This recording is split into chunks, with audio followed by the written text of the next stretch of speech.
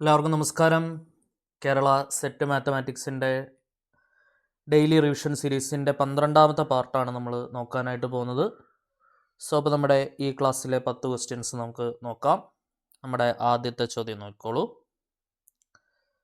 Question number 1 കഴിഞ്ഞ എക്സാമിന് വന്ന ചോദ്യമാണ്. കഴിഞ്ഞ സെറ്റ് എക്സാമിൻ്റെ ചോദ്യമാണ്. റിയൽ അനാലിസിസ് എന്നുള്ള ക്വസ്റ്റ്യനാണ്.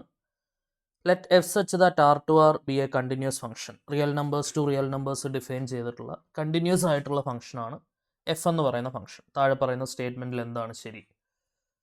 എഫ് എന്ന് പറയുന്ന function real number to real number define ചെയ്തിട്ടുള്ള ഒരു function differentiable everywhere on R.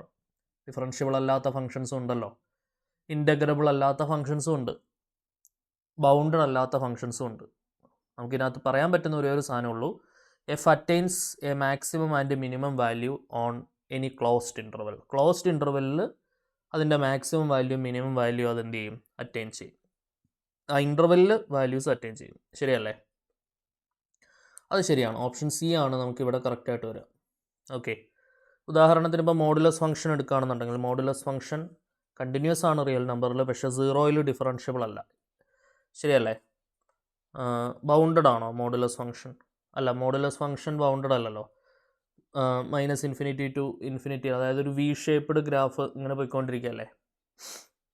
So അതിനകത്ത് വരുന്നത് f attains maximum and minimum on any closed interval എന്നുള്ളതാണ് നമുക്ക് ആൻസർ കിട്ടുക. നമ്മുടെ രണ്ടാമത്തെ ക്വസ്റ്റ്യൻ നോക്കിക്കോളൂ.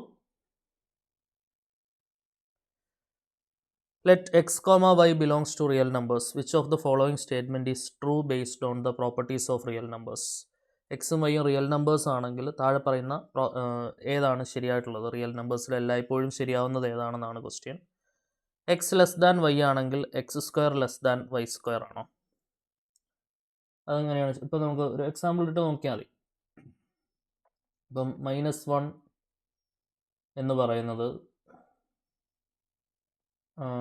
അല്ലെങ്കിൽ -2 എന്ന് പറയുന്നത് ലെസ് ദാൻ -1 ആണ്. -1നേക്കാൾ ചെറുതാണ് -2. പക്ഷേ -2ൻ്റെ സ്ക്വയർ എന്ന് പറയുന്നത് ലെസ് ദാൻ -1ൻ്റെ സ്ക്വയർ ആണോ? അല്ല, നോട്ട് ലെസ് ദാൻ ആണ് അല്ലേ. -2ൻ്റെ സ്ക്വയർ 4 ആണ്, -1ൻ്റെ സ്ക്വയർ 1 ആണ്. 4 ഗ്രേറ്റർ ദാൻ 1 ആണ്. ഓക്കെ, അപ്പോൾ തന്നെ ഫസ്റ്റ് ഓപ്ഷൻ തെറ്റാണെന്ന് പറയാം. അതിൻ്റെ നേരെ കോൺവേഴ്സ് ആണ്, അതിൻ്റെ നെഗേഷനാണ് അടുത്ത statement. X square less than y square ആണെങ്കിൽ എക്സ് ലെസ് ദാൻ വൈ, അതും എന്തായിരിക്കും? തെറ്റായിരിക്കും. ഇതിൻ്റെ സ്ക്വയർ റൂട്ട് എടുത്ത് നോക്കിയാൽ തന്നെ നമുക്കത് മനസ്സിലാവും. മൂന്നാമത്തെയും തെറ്റായിട്ടുള്ള സ്റ്റേറ്റ്മെൻ്റ് ആണ്. എക്സ് ലെസ് ദാൻ വൈ ആണെങ്കിൽ x square less than or equal to y square എന്ന് പറയുന്നത് തെറ്റായിട്ടുള്ള സ്റ്റേറ്റ്മെൻ്റ് ആണ്.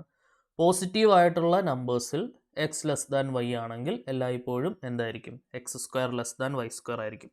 അത് പോസിറ്റീവ് ആയിട്ടുള്ള നമ്പേഴ്സിൽ മാത്രമാണ് നമുക്ക് എന്ത് ചെയ്യാൻ പറ്റുക? അപ്ലൈ ചെയ്യാൻ പറ്റുക. ഓക്കെ, ഉദാഹരണം ഇപ്പോൾ 2ഉം 3ഉം എടുത്തോളൂ. 2 ലെസ് ദാൻ 3 ആണ്, അതേപോലെ 2 സ്ക്വയർ ലെസ് ദാൻ 3 സ്ക്വയർ ആണ്. ശരിയല്ലേ? അപ്പം എക്സ് ലെസ് ദാൻ വൈ ആണെങ്കിൽ എക്സും വൈയും പോസിറ്റീവ് ആയിട്ടുള്ള സംഖ്യകളാണെങ്കിൽ x square less than y square ആയിരിക്കും. ഓപ്ഷൻ ഡി ആണ് ആൻസർ കിട്ടുക. മൂന്നാമത്തെ ക്വസ്റ്റ്യൻ നോക്കിക്കോളൂ. Eigen values of the matrix 4 -2 -2 1. Okay, നമ്മളിതിൻ്റെ ക്യാരക്ടറൈസ്റ്റിക് ഇക്വേഷൻ എഴുതി സോൾവ് ചെയ്യേണ്ട ആവശ്യമില്ല. ഐഗൺ വാല്യൂ കൂട്ടുന്നത് ട്രേസ് ആണെന്നറിയാം. 4 1 കൂട്ടിയാൽ 5, 4 1 കൂട്ടിയാൽ 5 വരുന്നുണ്ട്, 3 2 5 വരുന്നുണ്ട്, 0 5 5 വരുന്നുണ്ട്, 5 1 6 ആണ് വരുന്നത്. അപ്പോൾ തന്നെ ഈ ഓപ്ഷൻ കളഞ്ഞു. ഇനി പ്രോഡക്റ്റ് ഓഫ് ഐഗൺ വാല്യൂസ് എന്ന് പറയുന്നത് ഈ മെട്രിക്സിൻ്റെ ഡിറ്റർമിൻ്റ് ആയിരിക്കണം. ഡിറ്റർമിൻ്റ് എന്താണ് വരിക? 4 -2 ഇൻറ്റു -2 4. 4 - 4 ആണ് ഡിറ്റർമിൻ്റ് കിട്ടുക. അപ്പം ഇത് തന്നെ ആയിരിക്കണം എന്ത്? 0 ആയിരിക്കണം പ്രോഡക്റ്റ് ഓഫ് ഐഗൺ വാല്യൂസ് അല്ലേ. ഐഗൺ വാല്യൂസിൻ്റെ പ്രോഡക്റ്റും എന്തായിരിക്കണം? 0 ആയിരിക്കണം. അപ്പോൾ 1 ഇൻറ്റു 4 നമുക്ക് 0 കിട്ടില്ല, 2 ഇൻറ്റു 3 0 കിട്ടില്ല, 0 ഇൻറ്റു 5 0 കിട്ടും. ഓക്കെ, ഓപ്ഷൻ സി 0ഉം 5ഉം ആണ് എന്ത് വരിക? നമ്മുടെ ഐഗൺ വാല്യൂസ് വരിക. അല്ലാണ്ട് lambda square minus trace of A into lambda plus determinant of A is equal to 0 എന്നുള്ള ഇക്വേഷൻ ഉപയോഗിച്ച് എന്ത് കണ്ടുപിടിക്കേണ്ട ആവശ്യമില്ല? ഐഗൺ വാല്യൂ കണ്ടുപിടിക്കേണ്ട ആവശ്യമില്ല. പ്രോപ്പർട്ടീസ് ഓഫ് ഐഗൺ വാല്യൂസ് വെച്ചിട്ട് നമുക്ക് ഓപ്ഷൻ എലിമിനേഷൻ ചെയ്യുന്നതാണ് എളുപ്പം. അടുത്ത നാലാമത്തെ ക്വസ്റ്റ്യൻ നോക്കിക്കോളൂ. അതിന് മുൻപായിട്ട് നമ്മുടെ സെറ്റ് മാത്തമാറ്റിക്സിൻ്റെ ഒരു crash batch Sharath maths learning ആപ്പിൽ റൺ ചെയ്യുന്നുണ്ട്. എല്ലാ ദിവസവും ഏറ്റവും പ്രാധാന്യാർഹിതമായ 30 ചോദ്യങ്ങൾ നമ്മൾ സോൾവ് ചെയ്ത് വീഡിയോ പോസ്റ്റ് ചെയ്യുന്നുണ്ട്. നിങ്ങൾക്ക് ജോയിൻ ചെയ്യുമ്പോൾ തന്നെ നമ്മൾ ഇതുവരെ ചെയ്തിട്ട് ഇപ്പം നമ്മൾ നാല് ദിവസമായി 4 ദിവസം 30 ക്വസ്റ്റ്യൻസ് വെച്ച് മൊത്തം 120 ക്വസ്റ്റ്യൻ നമ്മളിപ്പോൾ തന്നെ പോസ്റ്റ് ചെയ്ത് കഴിഞ്ഞു. അതിൻ്റെ ഡീറ്റെയിൽഡ് സൊല്യൂഷൻ അപ്പോൾ നമ്മൾ ഡെയിലി 30 ക്വസ്റ്റ്യൻസ് വെച്ചിട്ട് ചെയ്യുന്നുണ്ട്. അപ്പോൾ നിങ്ങൾക്ക് ശരത് മാത്സ് ലേണിംഗ് ആപ്പിലൂടെ ഇത് അക്സസ് ചെയ്യാവുന്നതാണ്. അതിൻ്റെ എല്ലാം PDF നോട്ട്സും നമ്മൾ ഈ യൂട്യൂബിൽ തരുന്ന ഫ്രീ ക്ലാസ്സുകളുടെ PDF നോട്ട്സും എല്ലാം തന്നെ ആ ഒരു കോഴ്സിൽ അവൈലബിൾ ആയിരിക്കും. 500 റുപ്പീസിന് നിങ്ങൾക്ക് ഈ ഒരു കോഴ്സ് പർച്ചേസ് ചെയ്യാവുന്നതാണ് കേട്ടോ. താല്പര്യമുള്ളവർ Sharath maths learning app download ചെയ്യുക. ആപ്ലിക്കേഷൻ ഡൗൺലോഡ് ചെയ്യാനുള്ള ലിങ്ക് ഡിസ്ക്രിപ്ഷൻ ബോക്സിൽ കൊടുത്തേക്കാം. പ്ലേ സ്റ്റോറിൽ സെർച്ച് ചെയ്താലും നിങ്ങൾക്ക് ആപ്ലിക്കേഷൻ ഡൗൺലോഡ് ചെയ്യാൻ പറ്റും. പ്ലേ സ്റ്റോറിൽ നിന്ന് ഡൗൺലോഡ് ചെയ്ത് ഇൻസ്റ്റാൾ ചെയ്ത് നിങ്ങൾക്ക് ക്ലാസ്സുകൾ അക്സസ് ചെയ്യാവുന്നതാണ്. ഓക്കെ, നോക്കാം. നമ്മുടെ 3ാമത്തെ ചോദ്യമായിരുന്നു. അടുത്ത 4ാമത്തെ ക്വസ്റ്റ്യൻ നോക്കിക്കോളൂ. In Gauss elimination for solving the system of linear algebraic equations, triangularization leads to. Gauss elimination എന്ന് പറഞ്ഞാൽ ഗോസ് എലിമിനേഷനിൽ അല്ലെങ്കിൽ റോ റെഡ്യൂസ്ഡ് എക്ലൻ ഫോമിലേക്ക് മാറ്റുകയാണ് നമ്മൾ ഗോസ് എലിമിനേഷനിലൂടെ ചെയ്യുക അല്ലേ. അല്ലെങ്കിൽ ഗോസ് എലിമിനേഷൻ വഴി ബാക്ക് സബ്സ്റ്റിറ്റ്യൂഷൻ ഉപയോഗിച്ചൊരു സിസ്റ്റം ഓഫ് ലീനിയർ ഇക്വേഷൻ നമ്മൾ സോൾവ് ചെയ്യുമ്പോൾ നമ്മൾ ട്രയാങ്കുലറൈസേഷൻ വഴി എത്തിച്ചേരുന്നത് അല്ലെങ്കിൽ എന്താക്കാനാണ് നമ്മൾ നോക്കുന്നത്. ട്രയാങ്കുലറൈസേഷൻ ലീഡ്സ് ടു നമ്മൾ എവിടെയാണ് എത്തി നിൽക്കുന്നത് എന്നാണ് അറിയേണ്ടത്. നമ്മൾ എത്തി നിൽക്കുന്നത് എന്തായിരിക്കും? ഒരു അപ്പർ ട്രയാങ്കുലർ മെട്രിക്സിലായിരിക്കും അല്ലേ. ഫസ്റ്റ് റോയിലെ പിവോട്ടിൻ്റെ താഴെ 0 ആക്കണം. പിവോട്ട് എന്ന് പറയുന്നത് first non zero element in that particular row ആണ്.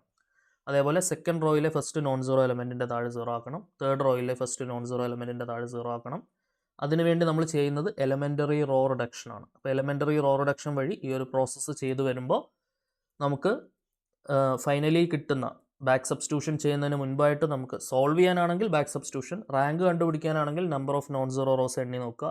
അങ്ങനെയുള്ള പരിപാടികളൊക്കെ ചെയ്യുന്നതിന് തൊട്ട് മുൻപ് നമുക്ക് ലഭിക്കുന്ന ആ ഫൈനൽ മെട്രിക്സ് എന്ന് പറയുന്നത് ഒരു അപ്പർ ട്രയാങ്കുലർ മെട്രിക്സ് ആയിരിക്കും അല്ലേ. Option C upper triangular matrix എന്നുള്ളതാണ് ആൻസർ കിട്ടുക. അടുത്തത് 5ാമത്തെ ചോദ്യം നോക്കിയോളൂ. സിമ്പിളായിട്ടുള്ള ക്വസ്റ്റൻ ആണ്. Sum of eigen values. Sum of eigen values, eigen value കൂട്ടുമ്പോൾ എന്താണ് കിട്ടുക? ആ മെട്രിക്സിൻ്റെ ട്രേസ് ആണ് നമുക്ക് കിട്ടുക. ട്രേസ് എന്ന് പറയുന്നത് എത്രയാണ്? 5 2 7 1 8 നമുക്ക് ആൻസർ വരിക അല്ലേ. 1 + 5 + 2 8 നമ്മുടെ സം ഓഫ് ഐഗൺ വാല്യൂസ് അഥവാ ട്രേസ് എന്ന് പറയുന്നത്. Option A 8 is the answer. അടുത്ത 6ാമത്തെ ക്വസ്റ്റ്യൻ നോക്കാം നമുക്ക്.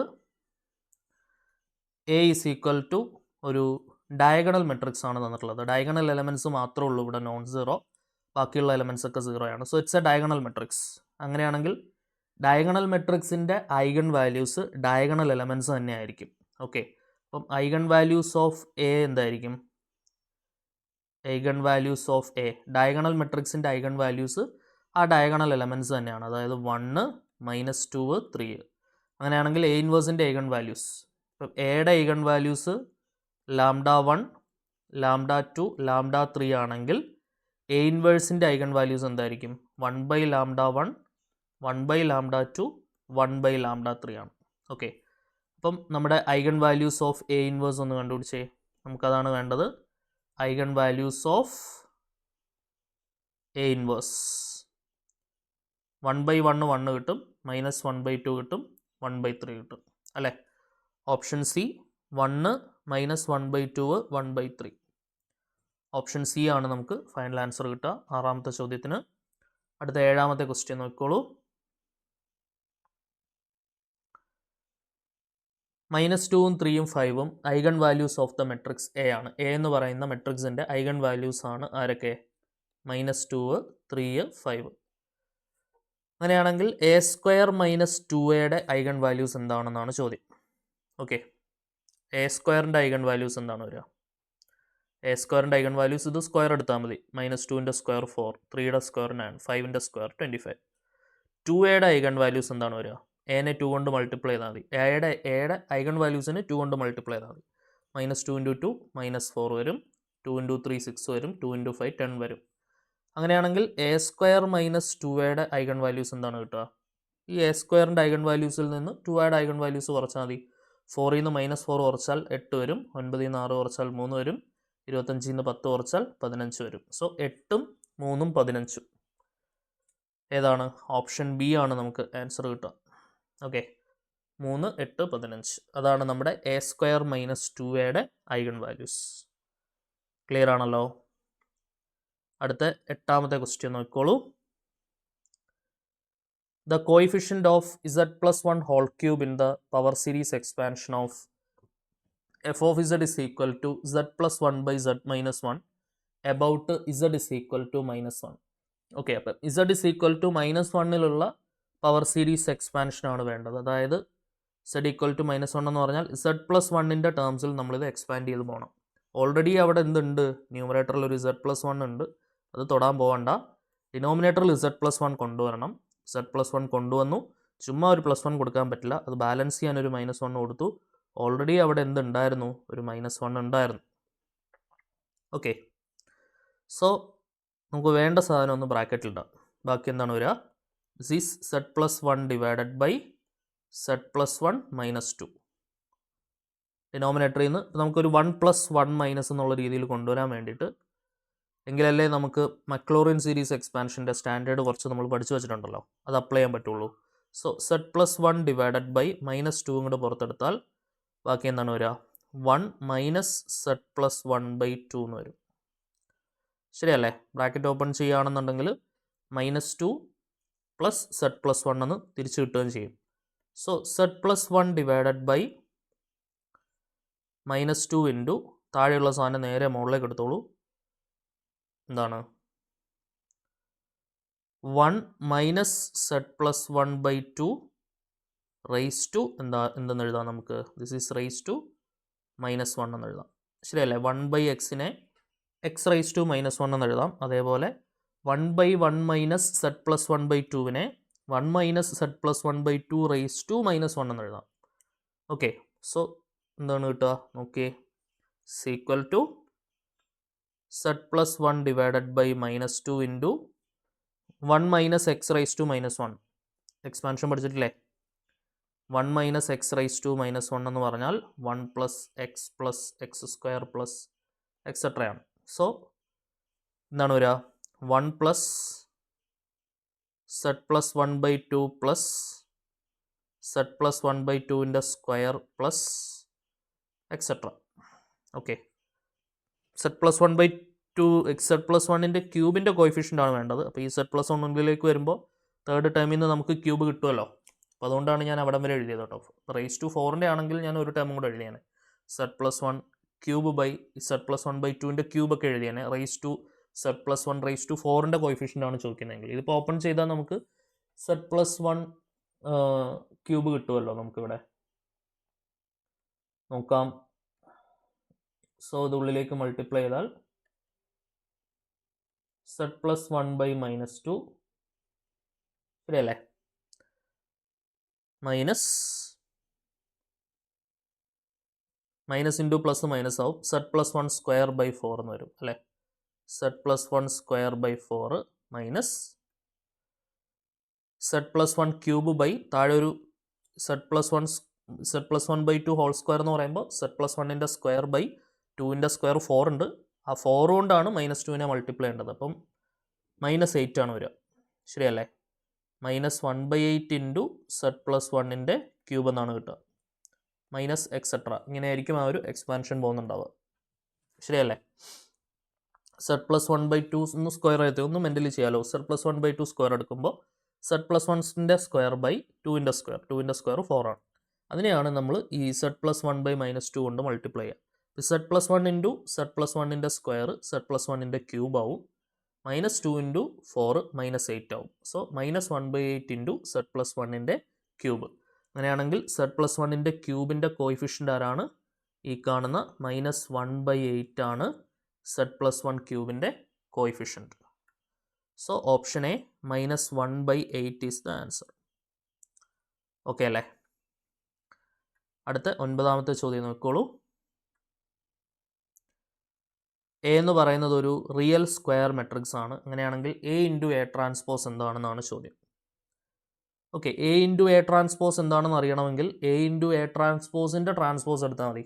അന്നേരം എ ഇൻറ്റു എ ട്രാൻസ്പോസ് തന്നെ തിരിച്ചു കിട്ടുകയാണെങ്കിൽ അത് സിമെട്രിക് ആയിരിക്കും. അതിൻ്റെ നെഗറ്റീവാണ് നമുക്ക് തിരിച്ചു കിട്ടുന്നതെങ്കിൽ സ്ക്യൂ സിമെട്രിക് ആയിരിക്കും. ഓക്കെ, നമുക്ക് എന്തായാലും അത് ചെയ്ത് നോക്കിയാലേ അറിയാൻ പറ്റുള്ളൂ. So A into A transpose the whole transpose എടുത്ത് നോക്കുക. Law of reversal of transpose A into B whole transpose ആണെങ്കിൽ അതിനെ നമുക്ക് എങ്ങനെ എഴുതാം? B transpose into A transpose. ബിയുടെ ട്രാൻസ്പോസ് ആണ് ആദ്യം എഴുതേണ്ടത്, ഇൻറ്റു എയുടെ ട്രാൻസ്പോസ്. അത് വെച്ചിട്ട് ഇതെന്ത് വരും? A transpose the whole transpose into A transpose. ഇങ്ങനെയല്ലേ വരിക? രണ്ടാമതുള്ള ആളുടെ ട്രാൻസ്പോസ് ആദ്യം എഴുതണം. A transpose the whole transpose into A transpose. Law of double transportation A transpose the whole transpose എന്ന് പറഞ്ഞാൽ എ വരും, ഇൻറ്റു എ ട്രാൻസ്പോസ്. നോക്കുക, എ ഇൻറ്റു എ ട്രാൻസ്പോസിൻ്റെ ട്രാൻസ്പോസ് എടുത്തപ്പോൾ ശ്രദ്ധിക്കണേ, എ ഇൻറ്റു എ ട്രാൻസ്പോസിൻ്റെ ട്രാൻസ്പോസ് എടുത്തപ്പോൾ അതേ എ ഇൻറ്റു എ ട്രാൻസ്പോസിനെ തന്നെ നമുക്ക് എന്ത് ചെയ്തു? തിരിച്ച് കിട്ടി. ശരിയല്ലേ? സോ അവിടുന്ന് നമുക്ക് ക്ലിയർലി എന്ത് പറയാൻ പറ്റും? എ ഇൻറ്റു എ ട്രാൻസ്പോസ് എല്ലായ്പ്പോഴും ഒരു സിമെട്രിക് ആയിട്ടുള്ള മെട്രിക്സ് ആയിരിക്കും, അല്ലേ? എ ട്രാൻസ്പോസ് നമുക്ക് എ തന്നെ കിട്ടുകയാണെന്നുണ്ടെങ്കിൽ അതിനെ നമ്മൾ സിമെട്രിക് എന്ന് വിളിക്കും. ശരിയല്ലേ? എ ട്രാൻസ്പോസ് നമുക്ക് മൈനസ് എ ആണ് കിട്ടുന്നതെന്നുണ്ടെങ്കിൽ നമ്മളതിനെ എന്തെന്ന് വിളിക്കും? സ്ക്യൂ സിമെട്രിക് എന്ന് വിളിക്കും. ശരിയാണല്ലോ? So here A transpose A into A transpose നമ്മൾ ട്രാൻസ്പോസ് എടുത്താൽ എ ഇൻറ്റു എ ട്രാൻസ്പോസ് തന്നെയാണ് തിരിച്ച് കിട്ടുക. സോ ഇറ്റ് ഈസ് എന്താണ്? ഓൾവേസ് സിമെട്രിക് എന്നുള്ളതാണ് നമുക്ക് ആൻസർ കിട്ടുക. Option B, always symmetric. Okay, അടുത്ത 10ാമത്തെ ക്വസ്റ്റ്യൻ നോക്കാം. The function f of z is equal to sin pi z square plus cos pi z square by z minus 1 square into z minus 2. Have poles of order എന്താണെന്നാണ് ചോദ്യം. Poles of order കണ്ടുപിടിക്കണമെങ്കിൽ singular points എത്ര പ്രാവശ്യം repeat ആവുന്നു നോക്കിയാൽ മതി. അതായത് denominator 0 ആയിട്ട് ഇക്വേറ്റ് ചെയ്യുക. z minus 1 square equal to 0, z minus 2 equal to 0. അവിടുന്ന് z is equal to 1,1 കിട്ടും, z is equal to 2 എന്നും കിട്ടും. So 2 is a pole of order 1. 2ൻ്റെ ഓർഡർ ഒരു പ്രാവശ്യമല്ലേ ഉള്ളൂ, അപ്പോൾ അവിടെ ഓർഡർ 1 ആണ്. 1 is a pole of order 2. 2 പ്രാവശ്യം റിപ്പീറ്റ് ചെയ്യുന്നുണ്ട്. സോ ഈ ഫംഗ്ഷൻ്റെ പോൾസിൻ്റെ ഓർഡർ എന്ന് പറയുന്നത് 1ഉം 2ഉമാണ്. സോ ഓപ്ഷൻ എ 1,2 എന്നുള്ളതാണ് നമുക്കിവിടെ ആൻസർ കിട്ടുക. ഓക്കെ, അപ്പോൾ ഇതായിരുന്നു നമ്മുടെ ഇന്നത്തെ 10 ക്വസ്റ്റ്യൻസ്. ക്ലിയർ ആണെന്ന് വിചാരിക്കുന്നു. അടുത്ത ക്ലാസ്സിൽ നമുക്ക് വീണ്ടും 10 ക്വസ്റ്റ്യൻസുമായിട്ട് കാണാം. Until then, tata, bye bye, see you.